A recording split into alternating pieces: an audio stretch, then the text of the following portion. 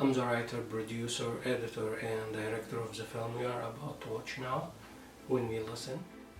I was so blessed to work with an amazing casting and amazing crew.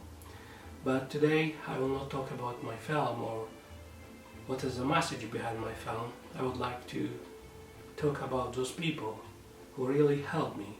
One of those people who surprised me how she's willing to help was Sanderson. My name's Jenny Sanderson. I work for Red Deer Transit, and one of the scenes was done on the bus, and he came and asked me if I would drive the bus. And I said to him, well, he'd have to talk to my supervisor, because I said I'd be willing to volunteer and do it for him at no charge. That was just fine with me, but he'd have to talk to Steve. And so it just went from... I work with the City of Red Deer Transit Department. I'm the superintendent in charge of planning and action bus services. In this case, we had volunteers to drive the bus and play the bus driver parts, and we felt it was a worthwhile endeavor, and we were able to secure the bus at no charge in this case. We met at Red Deer College. It was a cold day, and I met them. They were all standing out there when I was driving up, shivering, and with all these cameras, and they're all getting ready to get on my bus. And it was a long day, but it was also exciting, and to have all these people walking around and shooting this film when I was driving around Red Deer. Kind of what I imagined just from things I'd seen already in TV or on the internet about filmmakers and doing multiple takes, just to get the scenes right and things like that. So it kind of was what I expected it to be. Of course, it's always very different actually being on the location, on the set, doing it, but in my mind it was what I expected. They seem to be fairly well organized. Everybody had a role, which was clear, and it seemed to go fairly smoothly, I thought. He gave us the bus for free, just to help us doing my film, and he also agreed to appear in my film with Janine Sanderson. I really won't be able to make my film without them help. The other location was Sobeys. I choose Sobeys because, in my opinion, it's the most clean and organized stores in Red Deer. So I went to the managers, Zach from the south side and Rob from the north side. I'm Zach. I'm the HR manager here at Sobeys Gate South. So Alex approached me to do his film When We Listen at the grocery store. I got the script. I thought it was a fantastic story. It took us 2 nights to do the shooting at our store. I heard that he did a little bit of shooting at the North Store as well, which is awesome. They're a great group up there. He was helping us with this big smile on his face all night, and we were so demanding, asking him, would you please turn off the light? Would you please turn on the light? Would you please turn off the music? And would you please do this for us? The team was fantastic. We didn't have any issues with the cast leaving messes or being in the way. We have janitors here in the evening, so they were willing to work around the film crew, and the film crew was willing to work around them, so it worked out great.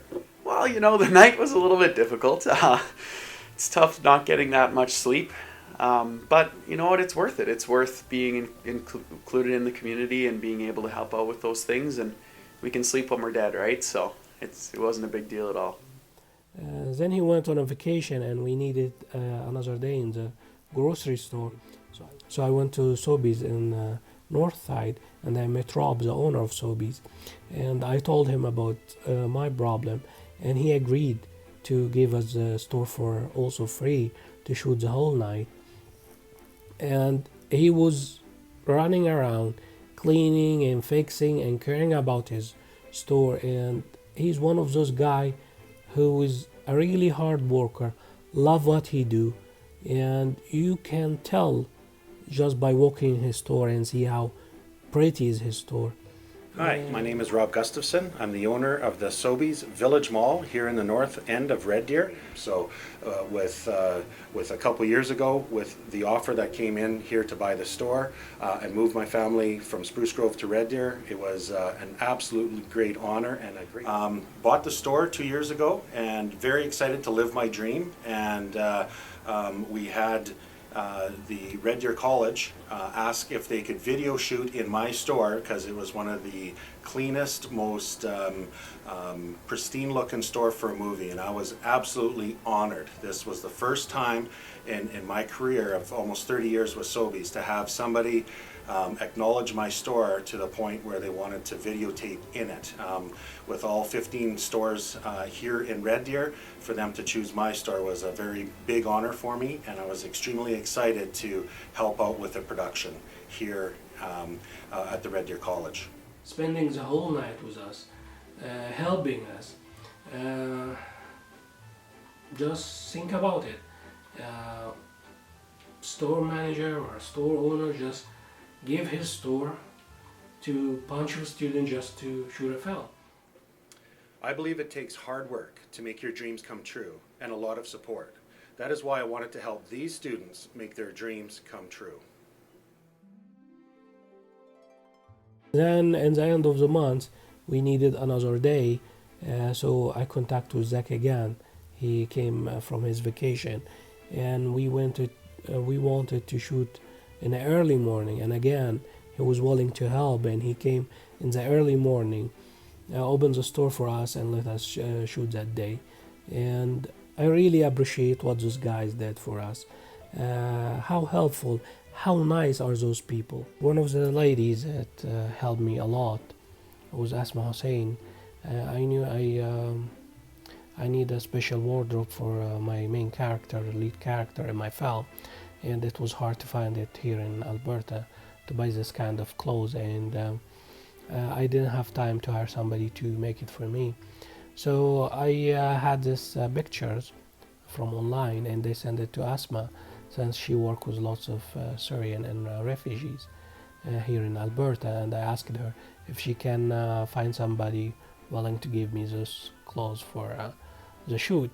And she emailed me back and she said she has what I need, and she secured those dresses and this hijab and scarf, and they kept it for almost more than a month. And I really appreciate she came on a set early morning on a weekend, and she showing my art director how to do this hijab, and she was so helpful, she was so nice. I really appreciate what she did for us. Music and songs play a big important part in my film, and I was thinking about this song. It really matched my film, and I didn't know how to get a choir or a quartet. I was searching in Red Deer, and my name's Danica Hoffert, and I'm a music instructor in the School of Creative Arts at Red Deer College. In January, Alex came to me and asked if I could be part of his film. And so I said, that's great. I love working with motion picture arts students, and I think it's a great opportunity for music students to be able to get involved with other members of the School of Creative Arts student body. And they spend many hours and many days to rehearse for that song. And there's a lot of long days. There's way too much rehearsal. But like, well, not tight. Not like way too much. It was just like days that went from 9 to 9. I think music is a really important element of film. I think music is an important element of life. So for it to be present in film, it can act as a bit of a catalyst for what's going on in the scene. It can underscore emotion. It can help performers fully convey the message of what they're trying to tell. I was searching online, and I found out the song is the copyright of the song belonged to Universal Music Studio. I contacted them, and I didn't meet this guy, but we were just emailing each other. His name is Travis. He's just one of the amazing people you would meet in your life. He was going with me step by step so patient, sending me email to explain everything, even submit the paperwork for me, helping me answer all my questions, answer all my silly, stupid questions, just to help me, to obtain this copyright license. Meeting people like this give me faith in humanity, give me faith in life again. There are this type of people you would meet when you are working in your job or in your life. First type who will just do the job. He will just go do the job and go home, nothing more. They are not willing to put more than what it take or what it deserve. And there are those people who go to work just to complain, just to talk behind your back, just to make your life hard, just to make fun of you, just to make fun of everyone and want you to fail. And there are the other type who are willing to help, who are putting all them heart and mind and talent in this job, even if it's a simple job. But they are there to help, to listen. I was blessed to meet this type of people like Janine, Steve Parking, Zach, Rob, Cassidy, Danica, Larry Reese, and Don Armstrong, and James Wilson. I don't want to forget the names, but the quartet, all those people who were just there to help and listen to you and give you chance to listen, to understand what you want to say. Those people who make life has meaning. Those people who give hope to people like me in life. I know life won't be a good place if we listen to each other. I know life won't be easy if we listen to each other. Still will be wars, still will be people in pain.